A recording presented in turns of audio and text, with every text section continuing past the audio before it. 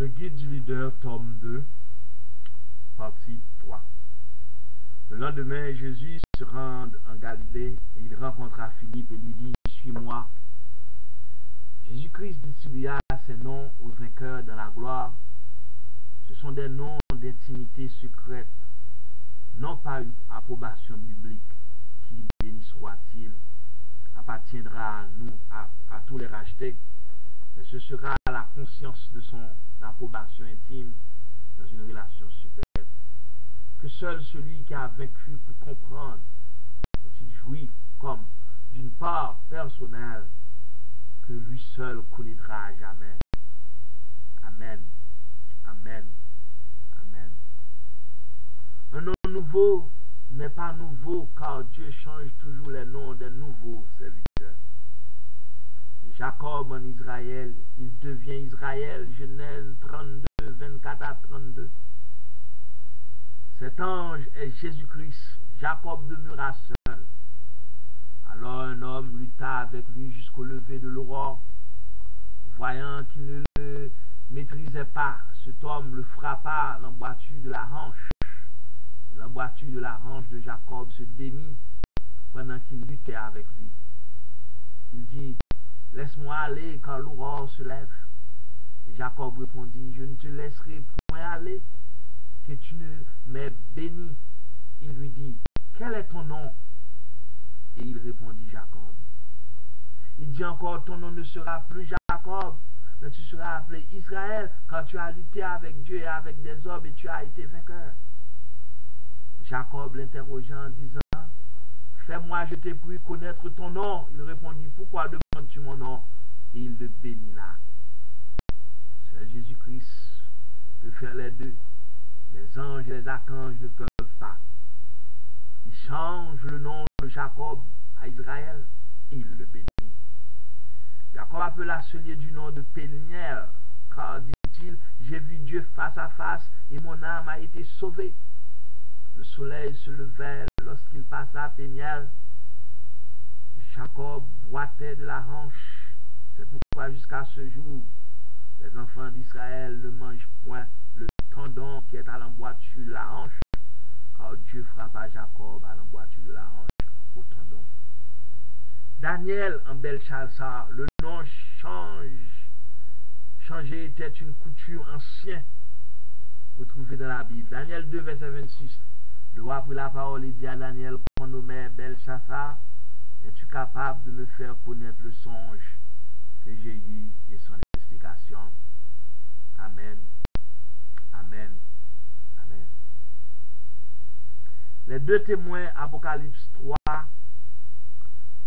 les deux témoins Apocalypse 11, 3 à 14, les deux témoins envoyés du ciel seront revêtus de sac pour inciter à la contrition et à la repentance.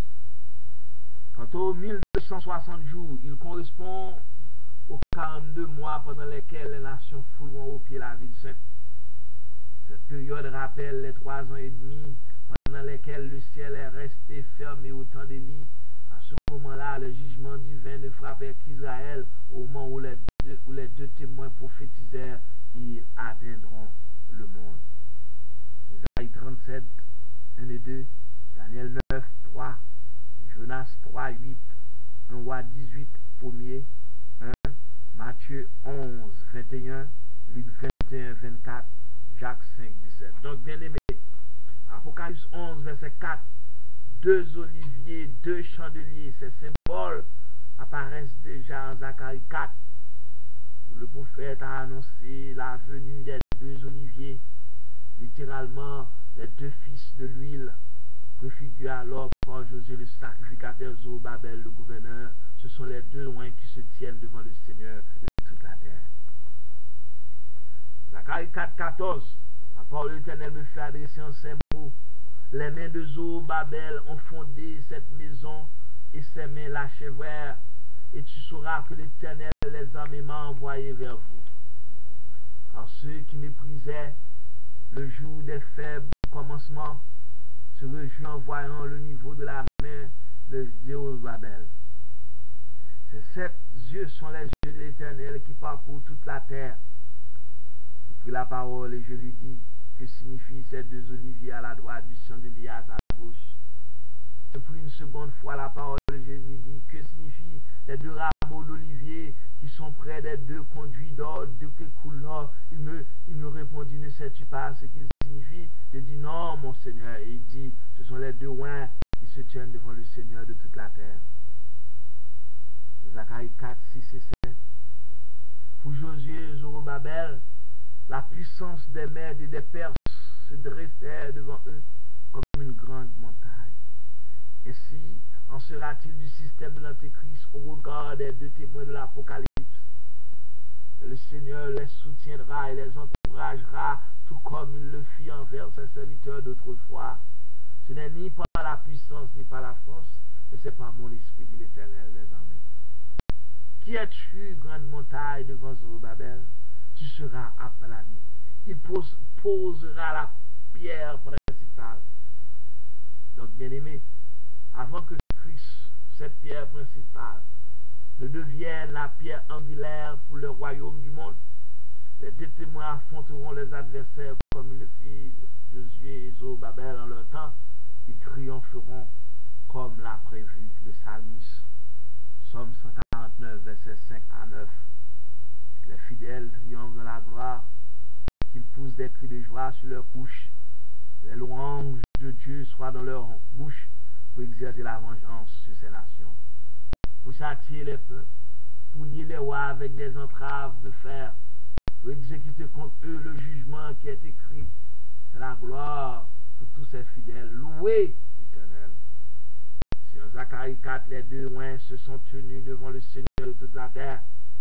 Les deux témoins d'Apocalypse 11 se tiennent également devant le Seigneur de la terre.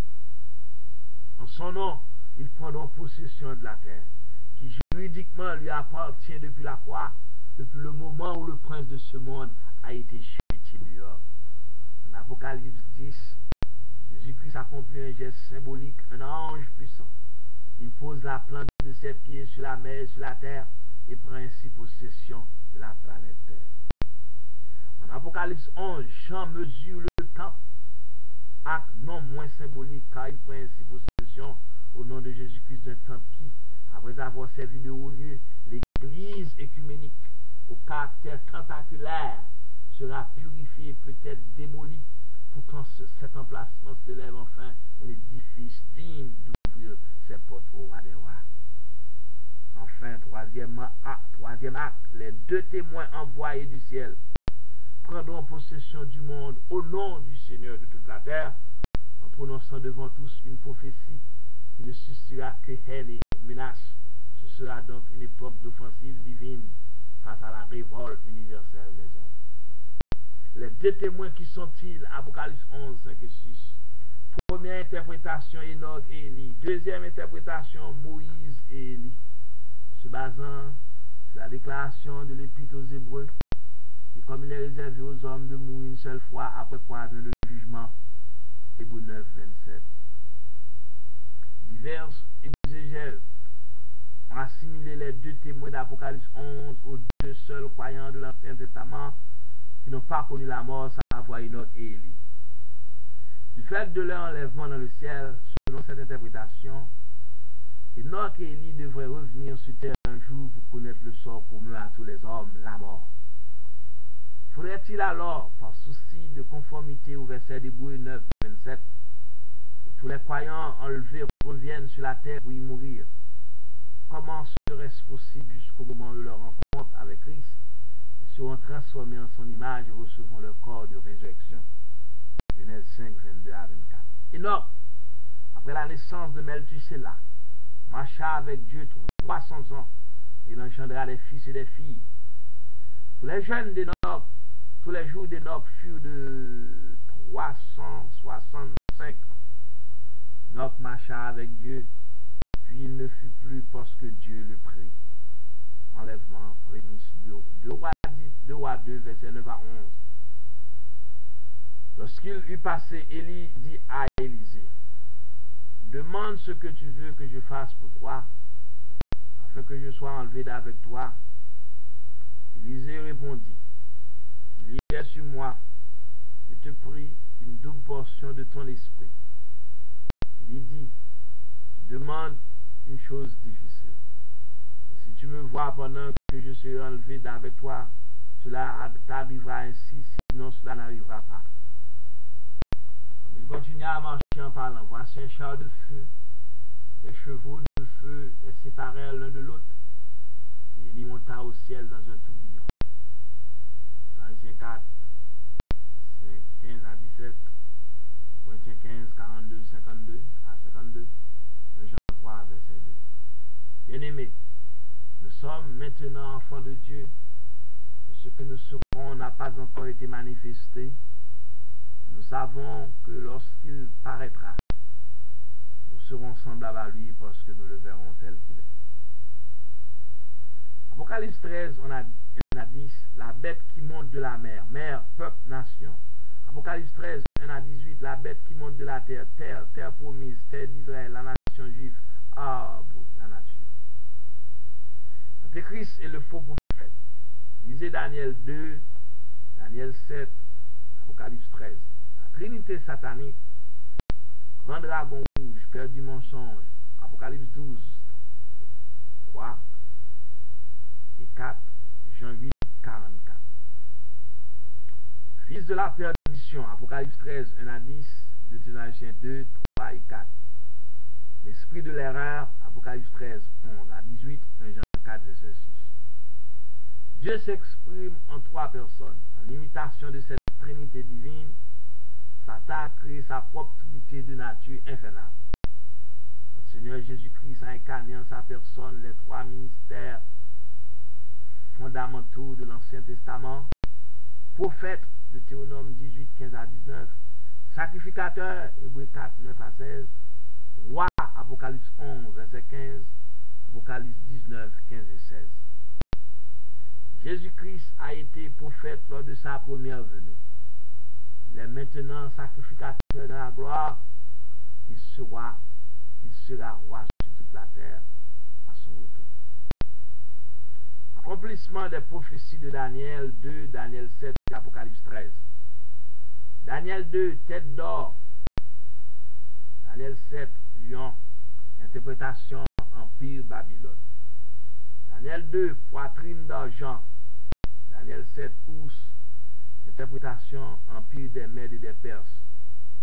Daniel 2, rein des reins, jambes de fer.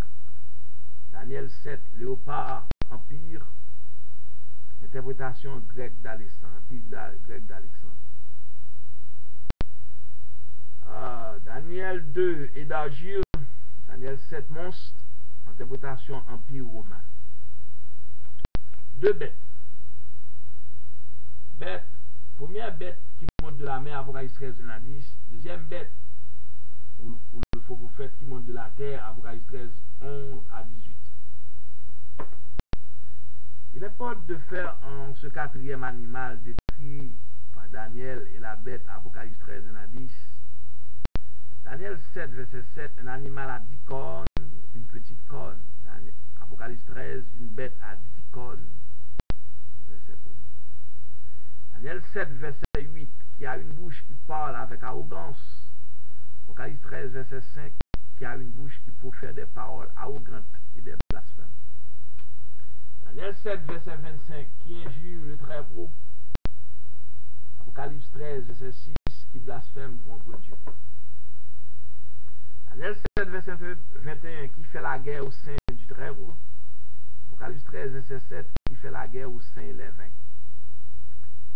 Apocalypse, Daniel 7, 25, qui agit pendant un temps des temps et la moitié d'un temps, 3 ans et demi.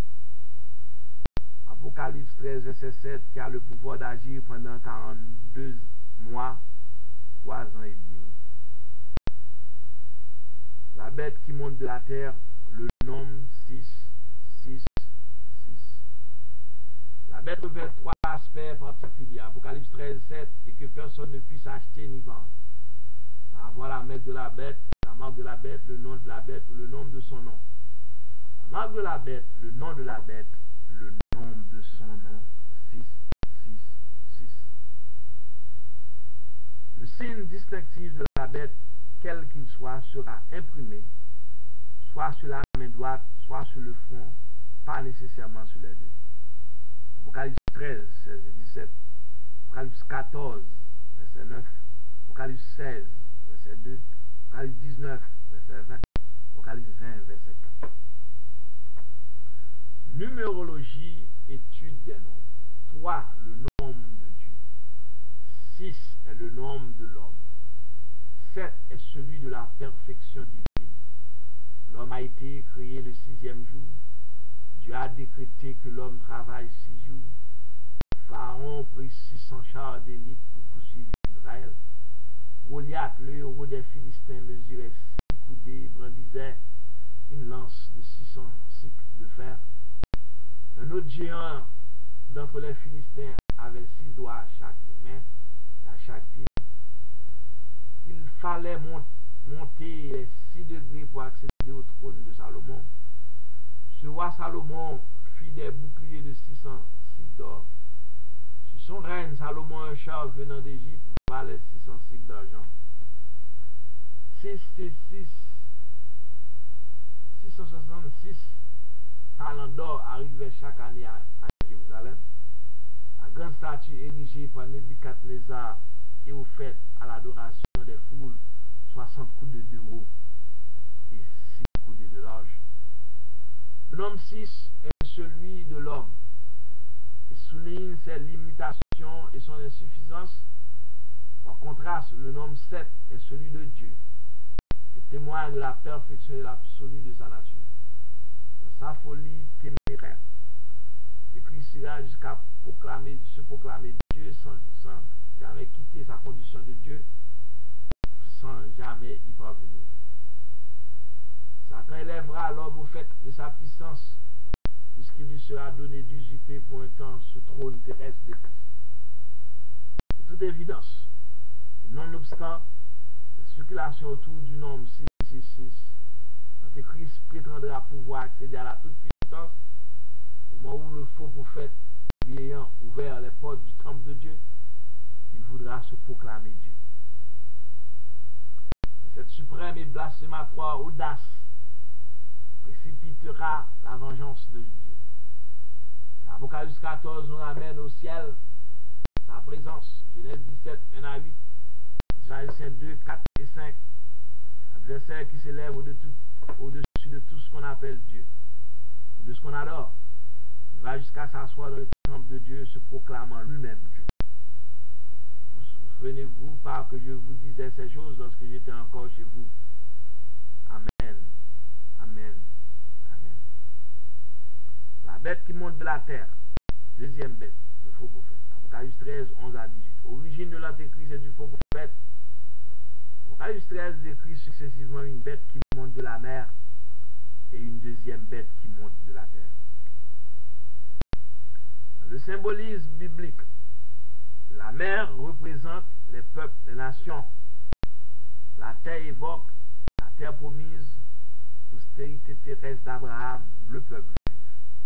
Donc, l'antéchrist, la bête qui monte de la mer, sortira plutôt d'un peuple autre qu'Israël, les nations. Vous sur lesquels la postérité est assise, ce sont des peuples, des foules, des nations et des langues. Apocalypse 7, 2 et 3. Ne faites pas de mal à la terre, à Israël, au peuple juif, la mer, les nations, aux arbres, la nature, jusqu'à ce que nous ayons marqué du sceau le front des serviteurs de notre Dieu. Donc, la prophétie biblique apocalyptique, on sépare mer, terre, arbre. Par contre, le deuxième personnage d'Apocalypse 13 sortira d'Israël. Quand la bête qui monte de la terre est assimilée plus loin au faux prophète, dans l'écriture, l'expression faux prophète fait référence à l'histoire d'Israël. Dans Timothée 4, verset 2, 2 Pierre 2, 1 à 14, Zacharie 11, 15 à 17, Zacharie 12, 10, Somme 10, 18, pour rendre justice à l'orphelin et à l'opprimé, afin que l'homme tiré de la terre cesse d'inspirer les foi. L'apparition de cet impie se fera par la puissance de Satan, avec toutes sortes de miracles, de signes et de prodiges mensongers. avec toutes les séductions de l'iniquité pour ceux qui périssent, parce qu'ils n'ont pas reçu l'amour de la vérité pour être sauvés. Aussi Dieu leur envoie-t-il une puissance d'égarement pour qu'ils croient au mensonge, afin que tous ceux qui n'ont pas cru à la vérité et qui ont pris plaisir à l'injustice soient condamnés de ces Éphésiens 2, 7 à 12. Mise à l'épreuve des faux prophètes, Deutéronome 13, 11, Deutéronome 18, 20 à 22, Ésaïe 6, 9 et 10, Ézéchiel 13, Noah 22, 6 à 28, Zacharie 13, 2 à 6, 1 Jean 2, 18. Le prophète Daniel annonce que l'Antéchrist fera une alliance avec Israël, alliance qu'il trahira par la suite.